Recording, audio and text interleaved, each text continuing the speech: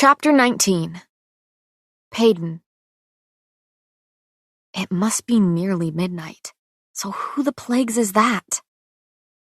I grip the handle of my dagger and slide it out from beneath my pillow, holding it loosely at my side as I pad across the floor. When I swing open the door, my eyes meet the pair of gray ones on the other side. Kai's gaze drops to the dagger in my hand, before returning to my face, lingering on my bruised cheekbone and split lip that he so generously gave me in our fight this morning. My pride wouldn't allow the healers to tend to my injuries, and unsurprisingly, the prince seemed to have the same problem. Faint bruises have bloomed across his jaw, a reminder of each blow I landed. Do you plan on pressing that to my throat again? Kai's lips twitch upwards as he inclines his head towards the dagger clutched in my fist. Don't tempt me, I say, running my fingers across the smooth, flat edge of the blade. Here for a rematch? He shoves his hands into the pockets of his slim, dark pants before crossing his ankles and leaning against the doorframe. Don't tempt me. Ebony hair falls over his forehead, making his gray eyes pop against the inky waves. It's clear he hasn't shaved, leaving a shadow of stubble covering his sharp jaw, only emphasized by the darkening bruises I left there. What do you want, Azur? Missed you too, Gray, Kai says, casually picking something from his distractingly thin shirt. Then his gaze snaps to mine, his long lashes in total contrast with his light eyes. I'm here for your lesson. I scoff. I'm sorry, my what? Your lesson. He cocks his head to the side, amusingly puzzled. You're psychic. Did you not sense this was coming? That's not how it works, and you know it, I say, my tone a combination of irritation and confusion. What are you talking? So, you were really going to go to the ball and step all over my brother's toes, then? He huffs out a laugh. You are just full of surprises, aren't you? No, I wouldn't step all over his toes. Maybe trip over my own, but... I trail off, watching his grin grow. His dimple mocks me, tempting me to use the dagger waiting patiently in my palm. And then, his words finally sink in. Dance lessons? That is why you're here? I let out a breathy laugh, thinking he must be joking. Took you long enough? He pushes off the doorframe, taking a step closer. Come on, we don't have all night. Then he smirks. Unless you want us to be out all night. I don't budge. Nope, no way. I don't want or need your help. I give him a mocking smile. But it's good to know that you are always so eager to offer it. I grab the edge of my door and begin shutting it on him when he wedges a shiny shoe into my room. He easily pries the door open, his strong arms pushing it back despite my best efforts. With his hands still flat on the wood, he leans in close enough to murmur, Just like always, you're too stubborn to admit that you need my help. What I need is for you to get out of my room. I'm smiling at him, but it's all teeth. And yet, with every word that says otherwise, I know he's right. I know I should take him up on his offer and practice to prevent making a fool out of myself beside the future king. But I don't like that he can hold this over my head. Don't like that he would be helping me. Again. What you need and what you want are two very different things. The scent of pine washes over me when he ducks his head close to mine, forcing me to meet his gaze. Come on, Gray. You're smarter than this. You know that you need to make a good impression at this ball. And next to my brother, there will be a lot more eyes on you than there already normally are. It's like he read my thoughts, summed them up, and spit them back at me. I glare at him. I know he's right, and he knows it too. He must see the fight leave my eyes because a smile twists his lips. Good to see you've come to your senses. Let's go then. I brush past his shoulder with my head held high. I chose to do this, not him, and he needs to remember that. Where are we going? I ask as he begins leading me down the hallway. At the end of it, we climb a wide spiral staircase draped in emerald velvet carpet. The shadow of a smile settles on his face. Somewhere with enough room for you to fall all over the place. When we reach the top of the stairs, I'm led down a wide hallway lined with paintings and pearly molding clinging to the walls and ceiling. My eyes sweep over the thin layer of dust covering the frames littering the wall. It has been a while since anyone's been up here. This floor happens to be one of the few that I haven't explored yet, seeing that I've crept out of my room multiple times in the dead of night to learn the layout of the castle and its possible exits. Call it my personality or paranoia, but being unaware of my surroundings scares me nearly as much as the trials. Since Lenny doesn't guard my door, I can't resist the urge to snoop. In fact, I don't see my Imperial much at all, and surprisingly, the thought sends a sudden jolt of sadness through me. I'm shocked by how much I genuinely enjoy his company, and even more shocked by the fact that I would think such things about an Imperial. An uneven rug catches my foot, sending the floor flying towards my face. I'm about to sprawl onto the spiral-patterned rug when an arm slides around my middle, firm and feeling annoyingly familiar. There's that clumsy footwork we're trying to rid you of, Kai says, the smirk evident in his voice.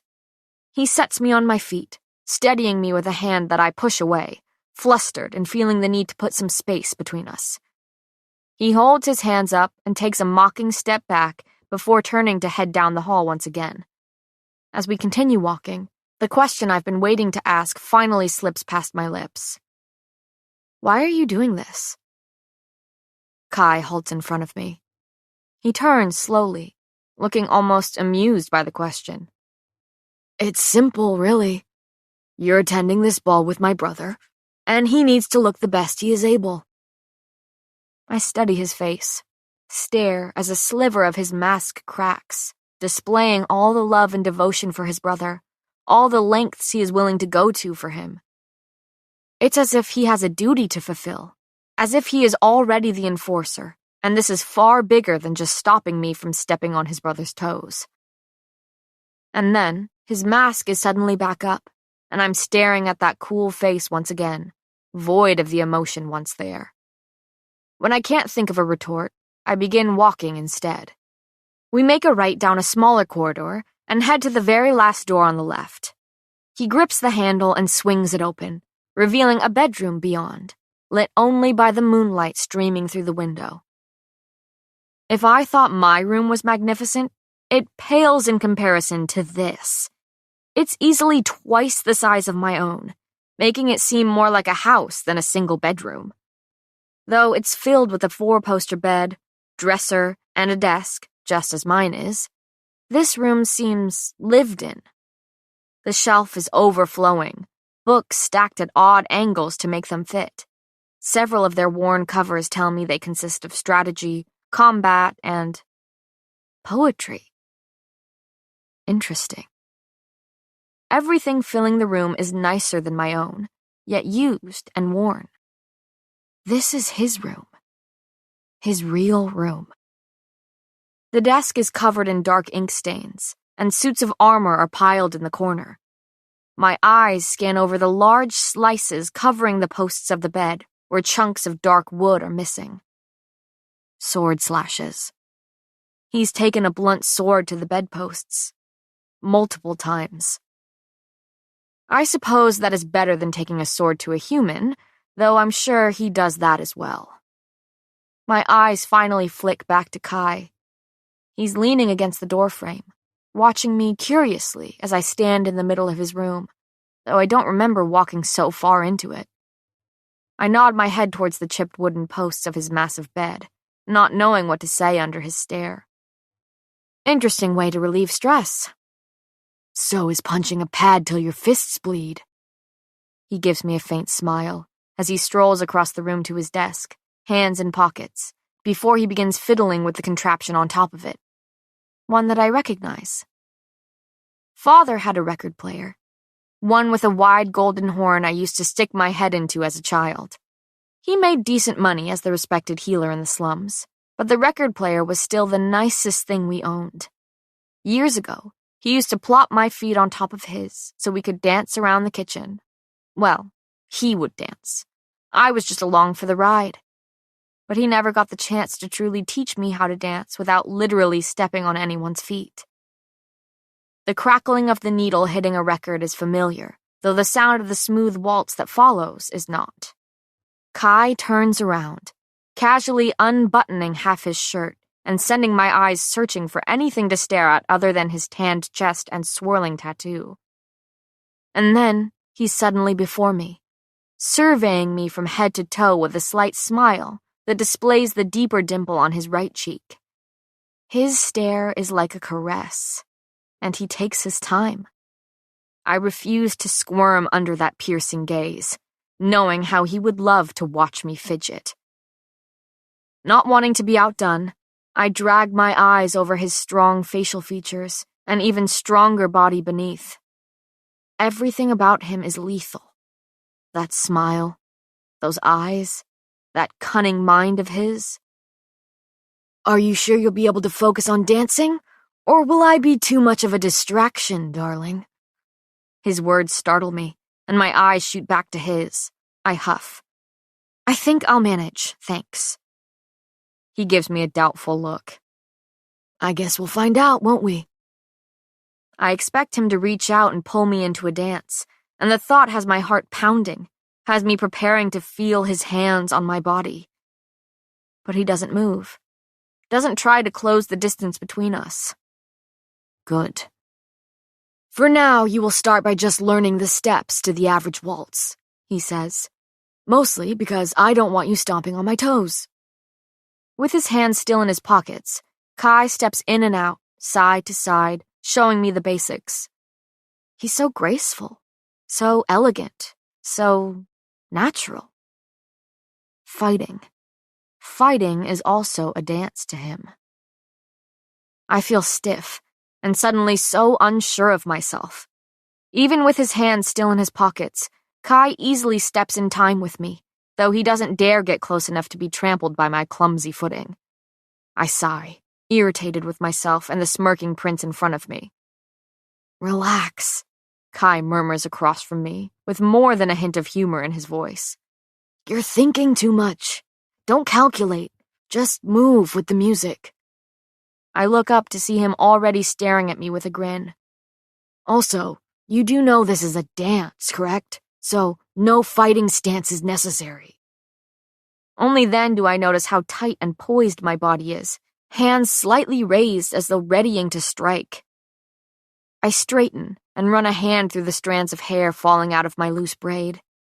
I'm oddly nervous, and it's maddeningly annoying.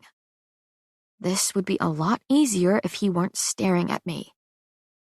Another waltz ends, replaced by a slow, mellow tune. My head is lowered, pieces of hair falling into my face as I watch my feet step in time with the music. A pressure at my waist makes me jump. Like a reflex, my hand twitches towards the knife now sheathed under the folds of my dress, but a calloused hand catches my wrist. Knives are also not necessary for dancing, Kai says with a low laugh. Holding my gaze, his rough fingers slide slowly from my wrist to my palm before he folds his hand into mine, raising it into the air. But it's his other hand that holds my attention, the one that has settled comfortably against the small of my back, the one that is pulling me towards him. Through the thin fabric of the dress I threw on for dinner, I can feel the warmth of his palm seeping into my lower back. I stare at him as he pulls me close. It's not as if I didn't know this was bound to happen. I just wasn't expecting it so suddenly. He looks at me with an expectant expression, before chuckling softly and sliding his hand from my back, making me feel suddenly cold in its absence. He grabs my other hand and lifts it to his shoulder, dropping my palm atop his thin shirt. I can feel every muscle shift beneath it as he returns his hand to my back, firmly flattening it against my dress. Let's see what you learned, he says softly, as his feet begin moving in time with the music. I fumble to follow, managing to mirror my steps with his. He leads easily, confidently guiding me through the dance. My eyes sweep across the room and down at my feet, counting with each step. The pressure on my back is suddenly gone when fingers catch my chin, tipping my head up. You'll never learn if you keep watching your feet, Gray. Eyes on me. He smiles, returning his hand to my back. That shouldn't be too difficult. I roll my eyes at him, opening my mouth to make a remark only to ask a question instead. How did you know Kit asked me to the ball? Kai's laugh is humorless, hollow. I'm no psychic, but it wasn't hard to put the pieces together. When I only stare at him, he sighs and continues. I know my brother, and because of that, I knew he would ask you. That was a terrible answer, I say simply. And you're still a terrible dancer, so my work is far from finished. I snort. Oh, Kai adds casually. He may have also mentioned that he asked you. Another laugh escapes me before I can stop it, and I press my lips together to smother the sound. My eyes fall to his chest that is far too close, reminding me that we are far too close for competitors, for enemies in these trials. And yet, here I am, dancing with him in his bedroom, alone, in the dark. If it's even possible, I'm suddenly more rigid than I was before. Kai feels me stiffen in his hold and leans impossibly closer. You're stiff as a board, Gray. Loosen up. Not helping. I try and fail to melt into his embrace like a dance partner should. I'm hopeless, hopelessly in over my head. But the prince doesn't give up so easily. No, he wraps his arm fully around my waist and tugs me to him. I drag my feet, not wanting to close the little distance left between us. A maddening dimple peeks out at me, barely visible in the dim light. So, what have we learned today? He asks, annoyingly amused as ever. 1, daggers are not needed for dancing, and 2, you actually have to be close to your partner during the dance. And shockingly, you seem to be struggling more with the latter. Would you rather I struggle with the first and put a dagger to your throat? I pause. Again? So very predictable, he chuckles, the sound washing over me before he mutters. Always so vicious and eager to stab me. He is very close to me. Too close to me. And it's because I'm so distracted by that fact that my foot lands on top of his, and I stumble forward to collide with his solid frame. Both of his hands wrap around my waist, steadying me before I regain my senses and push away from him. A deep laugh rumbles from his chest, paired with a genuine smile, one that I've only ever seen him wear around his brother. Lethal. How can a fighter have such poor footwork? His eyes dance between mine. You are just full of surprises. Well, surprise, I'm done with this lesson, I say flatly, turning out of his grasp. My back is to him when he snatches my wrist and whips me around, pulling me back. But you still owe me one more dance. His wavy hair tumbles over his brow, the look in his eyes practically begging me to play with him. Fine, I say, playing along. Another dance for the answer to a question. His eyebrows rise. Is that a bribe, Gray? Those are my terms. Take it or leave it, Prince. His only response is a low chuckle. He turns his head away from me, thinking before he finally meets my gaze. Slowly, he raises my hand back into the air and rests his other hand comfortably onto the small of my back once again. Deal. Another slow waltz begins, occupying me with the music and steps, drowning me in the dance. When I can't seem to ignore the feel of eyes watching me so intently, I finally meet his gaze. All right. What is it you're dying to know? Kai asks, leading me through the dance. I have no idea. He looks at me, through me, waiting for an answer. His gray eyes are like chips of ice, shards of glass. Like both, his gaze is pointed and piercing, cold yet captivating, beautiful in the way only deadly things can be. And just like that, I suddenly can't think of a single thing I want to ask him. I rack my brain for a question only to blurt out the first thing that comes to mind. Do you wish it was you? He blinks, dark lashes fluttering. Do you wish you were the future king of Ilia? The heir? It's not at all the question I thought I would be asking, but here we are. No, he says simply, holding my gaze. I raise my brows in a silent question. When he doesn't continue, I say, That's it? No? You got your answer, and I got my dance. That was the deal, darling. I can barely breathe. Adina's thin arms are wrapped so tightly around my neck that I'm beginning to see spots. She screamed and squealed when she spotted me waiting by the fort. My best friend, my literal partner in crime, safe and sound, beautiful and bubbly as ever. Lenny arrived at my room early this morning, ready to take me into loot and retrieve my new seamstress. Apparently, he had gotten approval to do so, though I was too excited to bother asking for details. I may have even squealed myself. I'm going to be your what? Adina squeaks. I sigh, though it comes out sounding more like a laugh. My personal seamstress. I filled her in on the details about 3 times now. I mean, unless you don't want the job. Are you crazy? Of course I want the job, Pei. She's practically skipping as we make our way to the coach, waiting at the far end of loot. I survey the market and wide alley before me. My home looks just as dull and dreary as it did when I left it. I let the sound of curses and haggling, the scent of fish and spices wash over me. All familiar. All the same. Lenny opens the door of the coach, and both Adina and I settle in before we are rumbling up the uneven cobblestone street, heading for the palace. I can't believe this is happening, Adina says, in awe as she looks out the tiny window. She turns back to me, taking in the casual dress Ellie forced me into with wide eyes. I can't believe this. She looks from my face to the dress, before snatching up the hem of the skirt and inspecting it. Don't get used to this, I gesture to the dress. I typically wear pants during the day, but Ellie insisted I wear a dress to make a good impression on the people who saw me at loot. And there certainly were a lot of people. Despite how early it was, the marketplace was teeming with men, women, and children, all gawking at me as I passed. I'm not sure what impression I made on them, but I certainly made one nonetheless.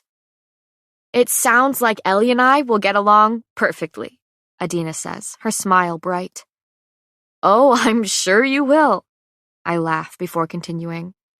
And you will be paid, fed, and have a real bed to sleep in at night.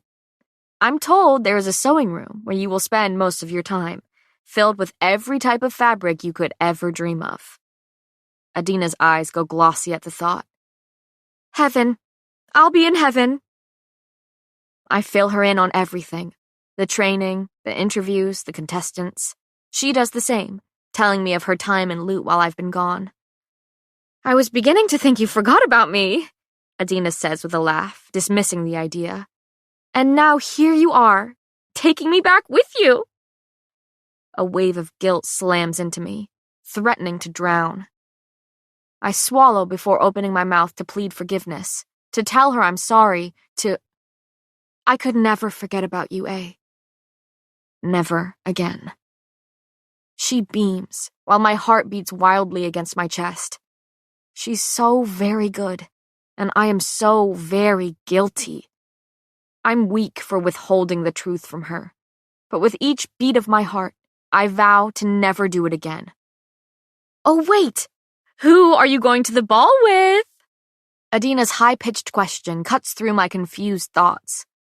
Of course Adina would know the details of the trials, how we all have to pair up for the balls. She loves this sort of stuff. I run a hand through my hair, combing it out of my face. Well, I'm going with Kit. Adina blinks. And then she shrieks. Kit? You mean the air? She's practically hyperventilating, fanning herself with her hands. It's not a big deal, A. Except that I do need to look good, I say, trying to calm her down. Well then, you came to the right girl, she says confidently. Wow, okay. You have to look really good then. She swipes at the curly bangs falling into her eyes. Well, there are several beautiful shades of green we could choose from. We could put you in emerald or a sage. I hold a hand up, a smile curving my lips. Actually, I have a different color in mind.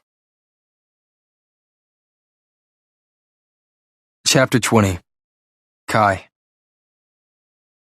I'm standing in a sea of black suit coats, black ties, black shoes. Like ink, the men filling the ballroom swirl around on the white marble floors. Words hastily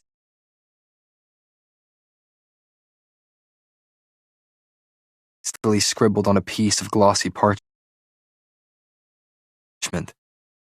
Servants dance around the room, though they have no music to accompany them as they weave through the crowd.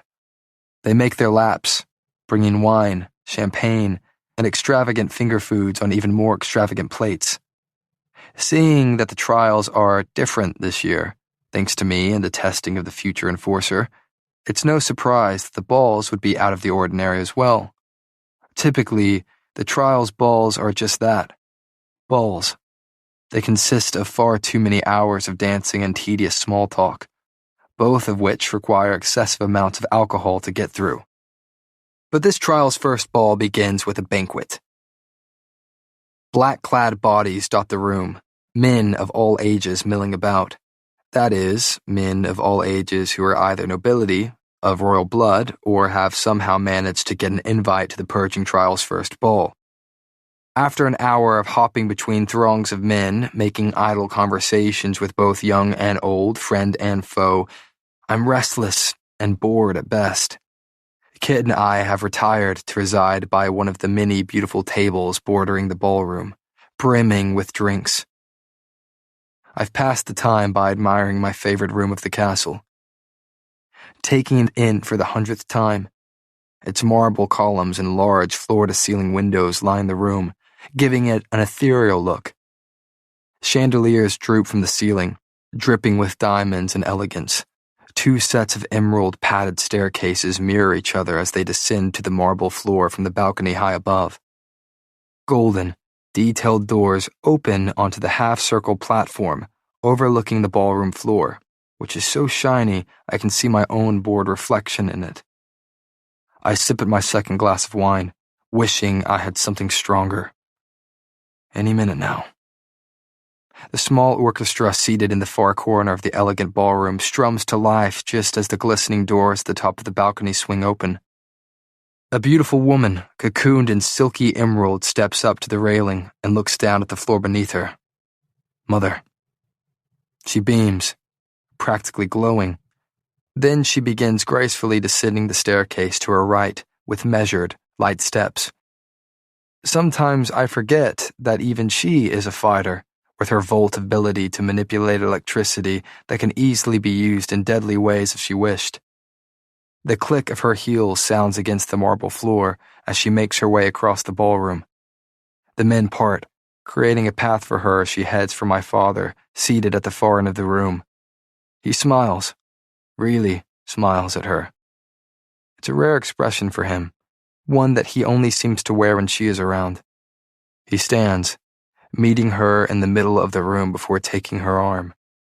The king looks around, eyeing the men eyeing him.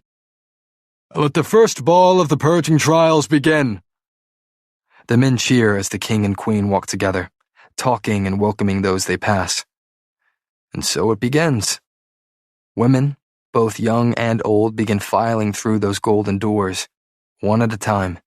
As is tradition, the men always enter the ballroom first and wait for the women to arrive, in honor of the queen who appeared fashionably late to the ball where she first met father. Every eye on her as she made her entrance. Since then, every woman has been given the opportunity to make their arrival for all to watch and admire. Dozens of them descend the staircase, all varying in different shades of green. As soon as they reach the floor, their dates whisk them away and take a seat at one of the many tables that litter the far side of the ballroom.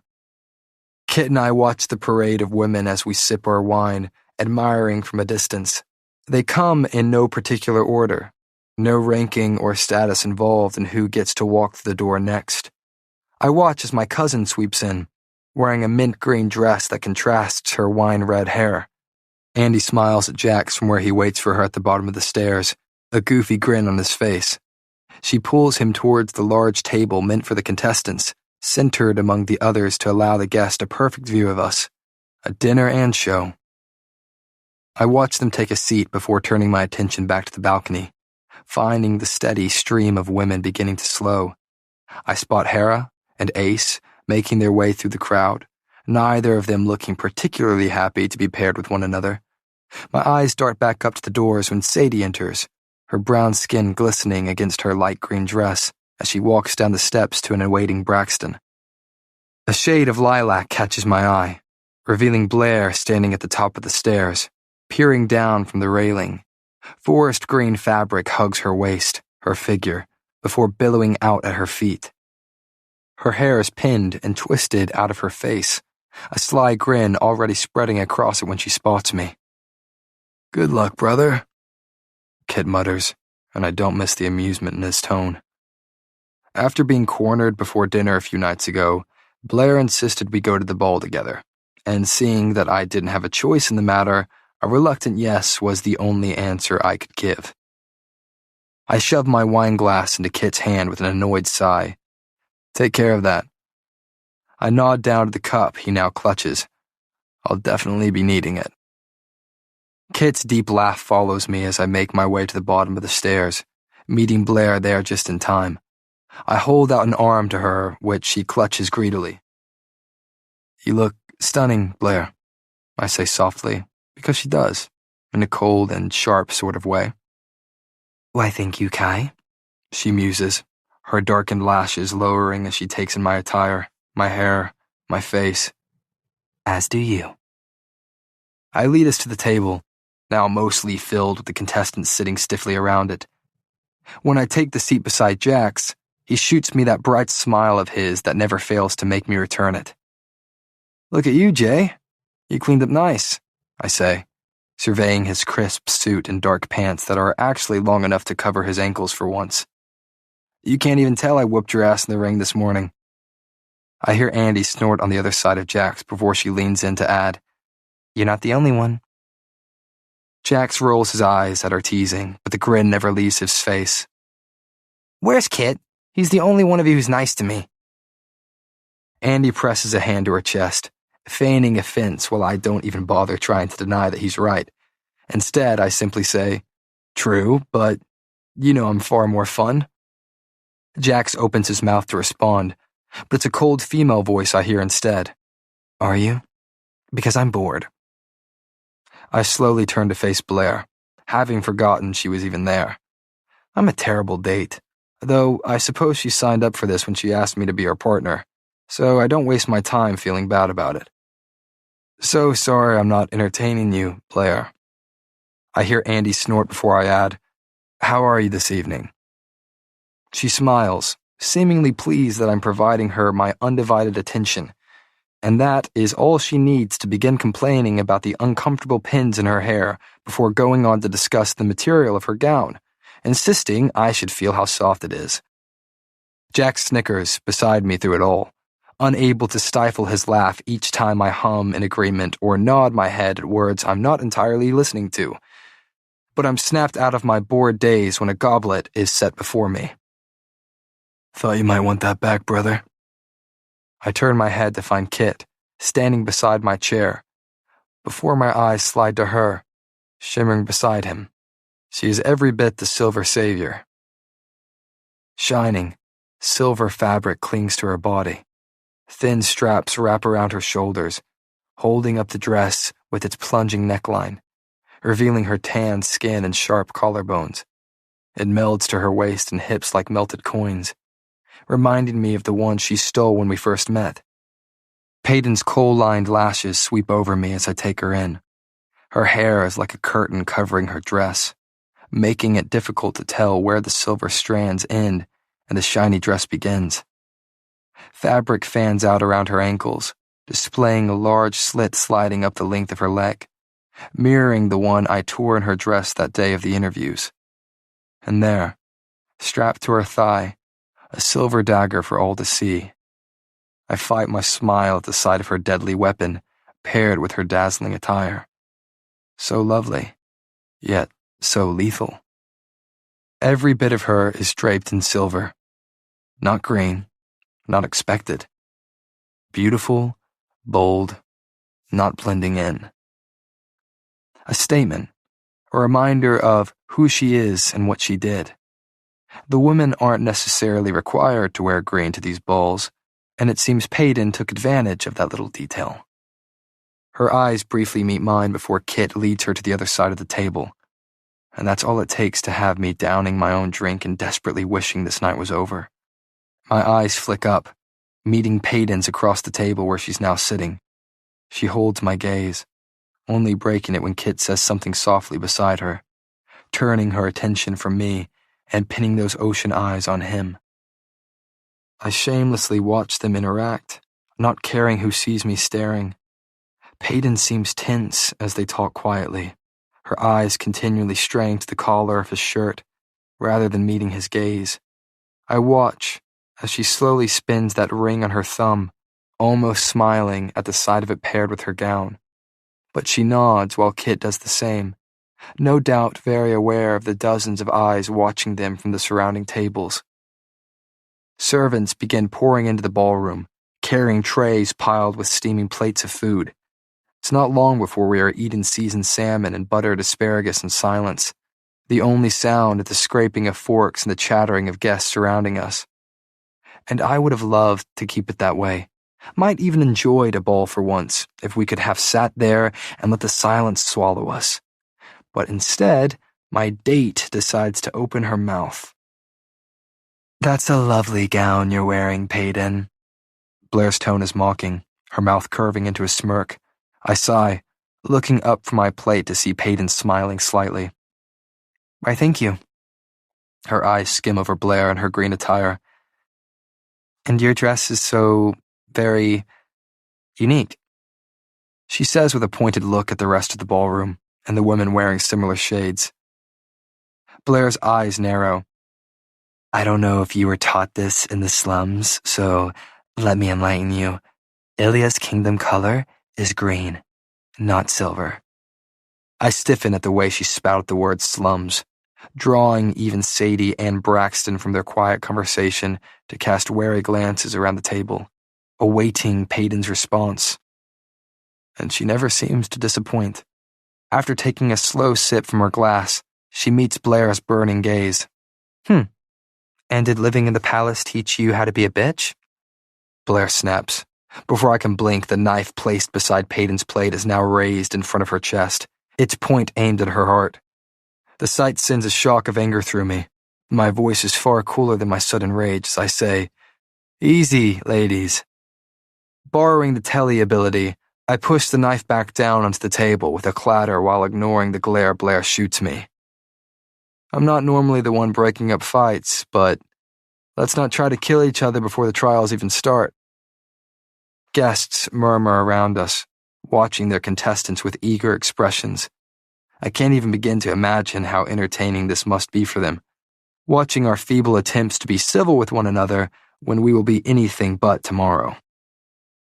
Ace laughs, the sound haughty and humorless. "Is that what you intend to do, Kai?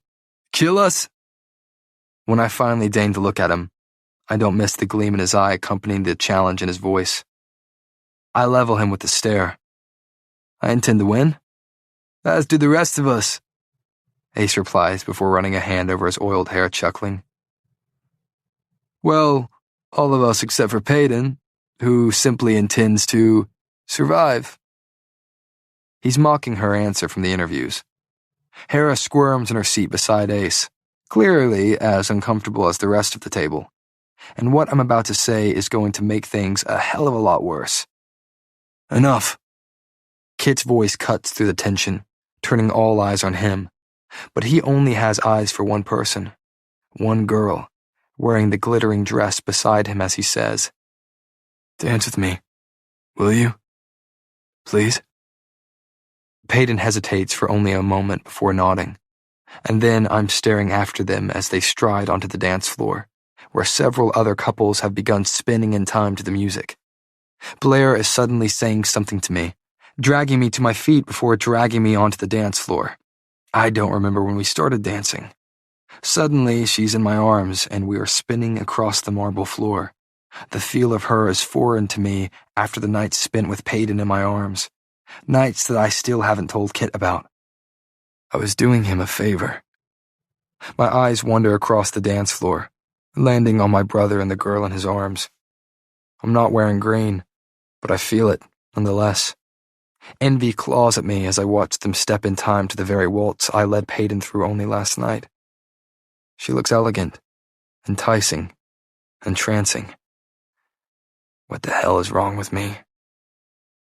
I turn away from their spinning forms, angry with myself for feeling jealousy and possessiveness over the one girl who's made it clear that I shouldn't. So, I distract myself. I dance with Blair and other beautiful women who sweep me onto the dance floor. I flirt and toy with them, focusing on the girls in front of me rather than the one dancing close by with my brother. I catch her watching me, and her eyes lock, sparks dancing between us. She is the embodiment of a bad decision, the twin of danger and desire, the fine line between deadly and divine, and I can feel myself drowning. Chapter 21. Peyton.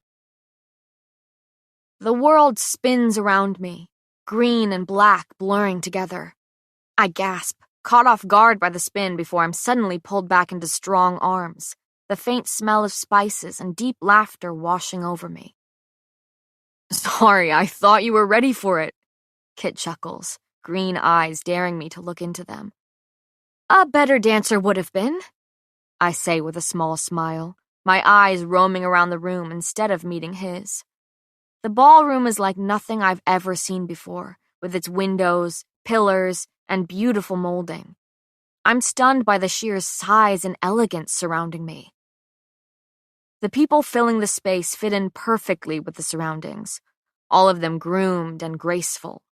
The men garbed in deep black, while the women are draped in every shade of green. Well, every woman but me. Adina was stunned into silence for the very first time when I told her I wanted a silver dress. I needed to stand out, needed to remind the people of their silver savior.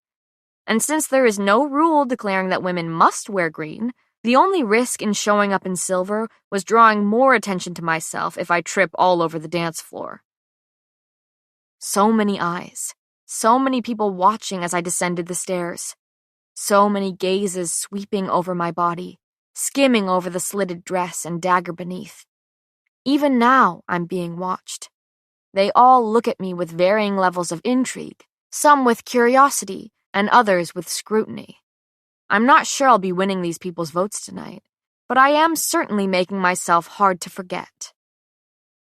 I look up at Kit, his blonde hair appearing even lighter against the dark suit cut close to his figure. He looks handsome, charming, like his father. He looks like his father. "Are you ready for tomorrow?" he asks softly, still spinning me slowly. My eyes snap to his of their own accord. "Am I supposed to be?" He almost laughs, but instead says, "No, you're not." "And does that seem fair to you?" I blurt before I can stop myself. "These trials?" The song comes to an end, our dancing doing the same. I feel his gaze wandering over my face, even after I look away, as if he is searching for the answer there. Then he sighs. "Why don't I get us something to drink?" I blink. Despite him evading my question, I nod in answer to his. He looks around at the men crowding the dance floor, several suddenly staring in our direction. And I suppose I'll share you with everyone else, if only for a few dances. He smiles before giving me a slight bow of his head and striding away. As soon as the future king turns his back, a tall young man meets me on the dance floor and sweeps into a bow. I politely accept his offer to dance, and don't have time to be nervous before his arms are encircling me. I can't help but feel a pinch of pride at how well I'm keeping up with his long strides, and we talk idly while spinning across the floor. When a new waltz strums to life, a new partner steals me away. I'm suddenly folded between the arms of a young man, seemingly my age, with pale blue hair meticulously styled atop his head. I would have never guessed you were a mundane from the slums by the looks of you, he says, his gaze roaming greedily up and down my body. I shift uncomfortably in his tight grasp clamped around my waist, feeling the reassuring weight of my dagger strapped to my thigh. If it weren't for the favor of the people I'm trying to earn, that little comment would have earned him a fist to the face. His voice is lower than before when he says, "You're a vision." She is, isn't she? My heart skips a beat. The voice coming from over my shoulder is so cold I nearly shiver. Kai brushes my arm as he steps around me, facing the stunned boy still clutching me to him. I'll be stealing her now, Kai says simply, completely aware of how inappropriate it is to cut in during the middle of a dance. But then again, he is the prince, the next enforcer, a cocky bastard. The man's hand drops slowly from my waist, his eyes flicking over me one last time before he offers Kai a quick bow and steps away. The prince doesn't miss a beat. I'm in his arms before the musicians finish drawing out their note. He feels too familiar. We fit together perfectly, pieces of a puzzle snapping into place. I shouldn't let myself relax into his touch. Shouldn't let the tension ease from my body when he holds me. But I can do nothing to stop it. Utterly and completely powerless. His palm is flat and firm against my exposed back, calluses brushing my flushed skin. You look like you needed saving, Kai says, and I catch a glimpse of his smirk before he spins me. For once, I sigh, I'm going to have to agree with you. I'm sure I could think of other things we agree on. Oh, really? And what would those things be? That he was right, Kai says softly. You are a vision. I'm sure we can both agree on that. I swallow, my heart beginning to pound a rapid beat I choose to ignore. Unsure of what to say to him, I instead ask, and what other things do we agree on? He hums distractedly as his eyes sweep over my face. Are you having a good time tonight? I blink at him. Well, spit it out, Gray. Fine, I huff. Not particularly, no. He cracks a smile. Then we both agree that these balls are incredibly boring. I can't help but laugh. And what if you're the reason I'm not having a good time? If that were the case, he says with a grin, you likely would have stomped on my toes or pulled a dagger on me to get away by now. Don't give me any ideas, Prince. He chuckles softly. You're right. I'd hate to bloody my suit. We continue spinning around the dance floor, while I ignore how close his body is to mine, and look around the crowded room filled with chatter, laughter, and music. I spot Andy laughing with Jax as they stumble around the dance floor, and it doesn't take long to find the other contestants in the crowd. When my gaze lands on Kit, I'm surprised to find him already watching me.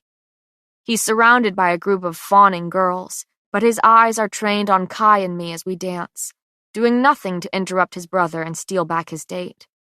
And there, clasped in his hands, are 2 drinks, one full, while the other is nearly empty.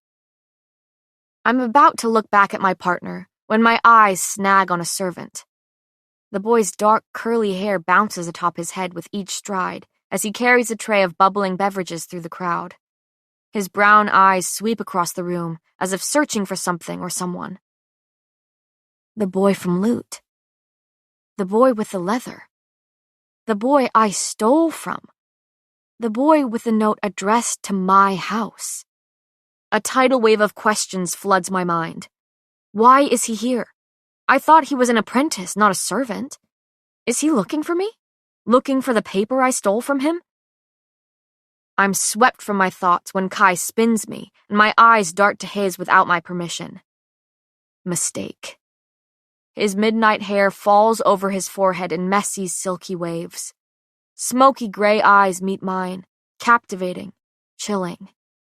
His set jaw loosens, pulling his lips into a cocky grin as he watches me take him in.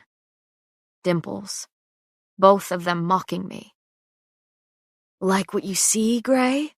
He croons, knowing that will get a rise out of me. I huff, looking away from him to fight the flush that's finding its way to my cheeks.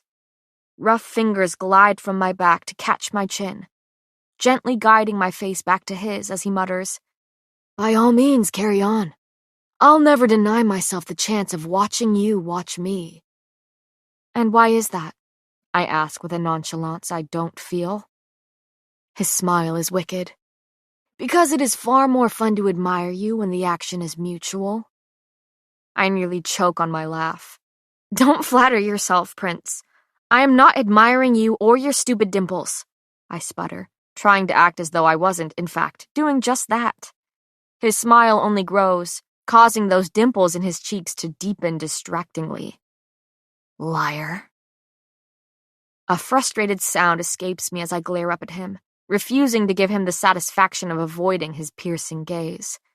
We continue dancing to the slow tune, our movements slowing in turn as Kai asks, So, what's the score now? What? My brows scrunch in question at the sudden change of topics, though I'm relieved nonetheless. I've helped you, 3 times? Possibly 4 now? His eyes study my face intently. So that makes it 4-1 then. I huff out a laugh. First of all, I didn't help you. I saved you, remember? I raise my eyebrows at him. Surely that has to count for more than just 1 point. Besides, I didn't realize we were keeping track.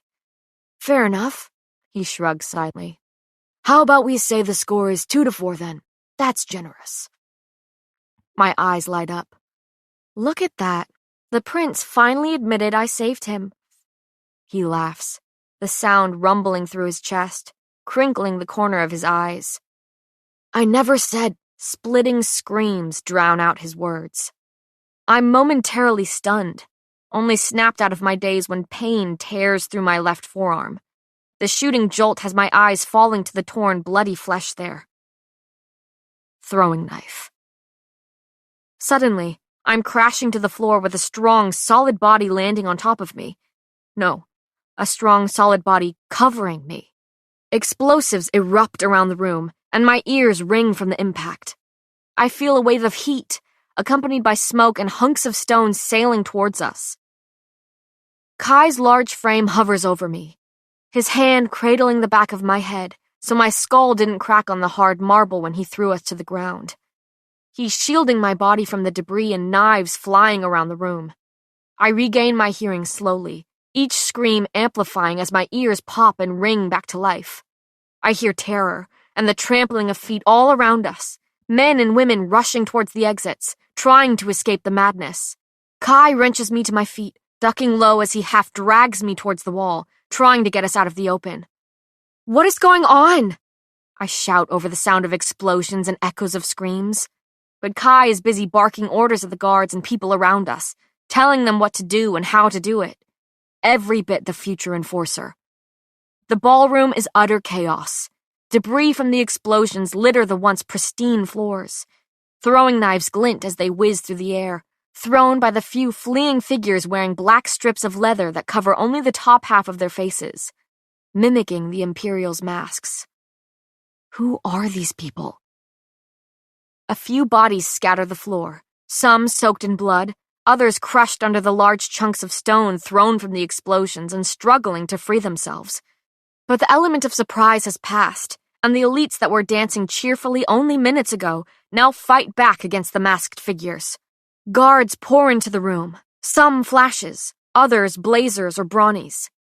A few shields scatter purple force fields around the room, protecting those around them from the attack as weapons bounce harmlessly off the glowing domes. Without a second thought, Kai adapts the shield's ability to throw up his own force field around us. There's no time to explain. His eyes are wide, the only sign of his worry. How badly are you hurt? He reaches for me, but I step away, my back colliding with the hard wall behind me. Pain shocks up my arm, but I grip my teeth and ignore it. I'm fine, but what is... I need you to get to one of the safe rooms. The guards will take you. Kai, I'm not leaving. He flattens me fully against the wall, boxing me in with his arms on either side of my head. His eyes are wild, like smoke smoldering from a blazing fire. Then don't think I won't throw you over my damn shoulder and carry you out of here myself. Is that what you want? I know he'll do it too. Kai is not one for empty threats. I look over his shoulder at the few masked figures trying to flee and fight their way out. They look unprepared, using weapons rather than powers, doing little damage against the abilities being used against them. I watch the chaos ensue, confusion clouding my thoughts. Where are the ignites who caused the explosions? My eyes scan the room, snagging on a round glass object sloshing with dark liquid, clutched in the hand of a masked figure. Homemade bombs. It hits me then. They aren't using powers because they have none. Because they are ordinaries. Let me help, I breathe, my eyes pleading with Kai. I need to get closer, need to see who these people are and where they came from. No, I can take care of myself. His laugh is dry. Then prove it. Go quietly to the safe room, now. Make me. I practically growl the words in his face through gritted teeth. Wrong thing to say. He looks away and exhales, shaking his head. You're too stubborn for your own good, Gray. And then the world flips upside down. His hand is cupping the back of my knees, and my upper body is slung over his shoulder, hanging down his back. I thrash in his hold, but his grip is firm. I feel like a toddler throwing a tantrum, and I don't care in the slightest. Put me down! My tone promises a slow and painful death, but he ignores me nonetheless. If you knew how to follow orders, I wouldn't have to throw you around like a rag doll, Kai says coolly. I grapple for my dagger, dangerously furious. Kai, I am literally going to stab you in the back if you don't— If you think a stab wound will stop me, then you seriously underestimate my abilities, darling. Through the silver curtain of hair falling limply over my head, I stop struggling long enough to watch the remaining masked figures blur past us on the outside of our bubble force field. And then my eyes snag on one with floppy, dark curls. Him. His mask clings to his face like a second skin, and when his gaze meets mine, I take a slow breath. He halts, watching me as I watch him. He's one of them. And he recognizes me. The note. The meeting place. The leather. Sure enough, each of them is engulfed in leather vests and masks. Armor. He was making armor for them. Suddenly, we are standing near a circle of Imperials surrounding something, trying to contain it. Kai pushes through the throng, and I catch Kit out of the corner of my eye, fighting and thrashing against the guards restraining him. I thought I told you to get him out of here. Kai's voice is deep, deadly. Sir, he wouldn't— An Imperial starts before Kit cuts him off, more aggressive than I've ever seen him. I'm not hiding from this, Kai. This is my kingdom too. His voice is stern, on the verge of yelling into his brother's face. Well, there won't be a kingdom for you to rule if you die, Kit. Kai fires back, his tone cool. You need to lie low until this is cleaned up. This could be an attempt on your life. I'm not leaving this fight, Kit roars. Then you risk damning us all. Kai's cool facade finally cracks, sending shards of white-hot anger rippling through the air. He sighs and steadies his breathing. We need you alive, Kit. I need you alive. Just... He pauses, collecting himself as he pieces his mask back together. Sit this one out. For the kingdom. For me. They eye each other, silently communicating in the way that only brothers as close as they are can. I get the sudden sense that this is a frequent fight between them, a recurring battle of wills. I watch as Kit's face crumples, his walls crumble. I watch him give in. Fine. It seems it's my fate to always sit these fights out, right? Kai doesn't respond, and instead sets me gently on the ground before him. Without a single glance in my direction, he says, "Get them to a safe room with the others." And then he's running back into the thick of the fight, dozens of powers flicking over his skin before he settles on one. Fire.